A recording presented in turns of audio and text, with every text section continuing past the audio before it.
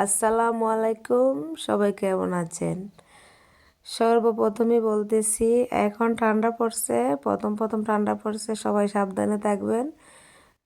সবাই সাবধানে থাকবেন যেদিকে যে অঞ্চলে শীত বেশি। আমাদের এলাকায় দেওয়া শীতটা একটু বেশি।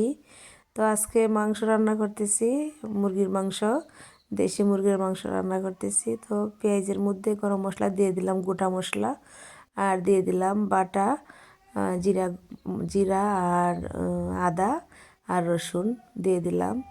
এখন গুঁড়া মশলা দিয়ে দিব। সবাই সাবধানে থাকবেন। আমার ঠান্ডা লাগছে, আমি বুঝতেছি। ঠান্ডা লাগলে কিন্তু অনেক কষ্টকরণ লাগে।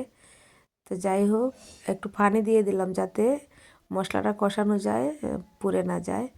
এক হাত দিয়ে রান্না করতেছি আর এক হাত দিয়ে ভিডিও করতেছি, তাই পেঁয়াজটা একটু পুড়ে গেছে।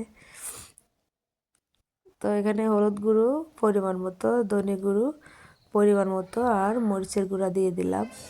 আমরা জালটা একটু বেশি খাই, যে যতটুকু জাল খায় আর কি। আর মাংসর মধ্যে যদি একটু জাল না হয় ভালো লাগে না, মাংস একটু জাল জাল হলেই ভালো লাগে। তো যাই হোক, মশলাটা ভালো করে কষিয়ে নিতেছি। এদিকে আমি দিয়ে দিলাম পেঁয়াজ কুচি। পেঁয়াজটা বেটে দিই নাই, এভাবেই কুচি করে দিয়ে দিলাম। পেঁয়াজটা বেটে দিতে হয় না, কুচি করে দিলেই হয়ে যায়। আমার রান্নাটা আপনাদের কাছে কেমন হইতেছে অবশ্যই কমেন্টে জানাবেন। কিন্তু আমার মতো কীভাবে রান্না করেন নাকি অন্যভাবে রান্না করেন জানি না। তো বলতে গেলে আমি নতুন রাঁধুনি। তো এখানে এখন মাংসটা দিয়ে দিব। এখানে একটা মুরগির অর্ধেক মাংস দিয়ে দিলাম, আর অর্ধেক রেখে দিছি আর কি। অন্য সময় অন্য একটা রেসিপি শেয়ার করবো আপনাদের সাথে ইনশাল্লাহ। তো এখন মাংসটা দিয়ে ভালো করে কষিয়ে নেব আর কি। জানি না আমার ভিডিওগুলো আপনাদের কাছে কেমন হয়। যদি ভালো লাগে ভিডিওর কোনো অংশ, তাহলে অবশ্যই আপনারা ভিডিওটা শেয়ার করে দিবেন আর সুন্দর সুন্দর কমেন্ট করবেন। পরিমাণ মতো লবণ দিয়ে দিলাম। লবণ না দিলেই নয়, মানুষে বলে না যে আনা নুনে ঘি মাটি। তো লবণ না দিলে ভালো লাগে না। তো কলিজাটা আমি মনে নাই দিয়ে দিছিলাম মাংসের সাথে, এখন আবার তুলে রাখতেছি কারণ কলিজাটা মাংসের সাথে দিলে ভেঙে যায়।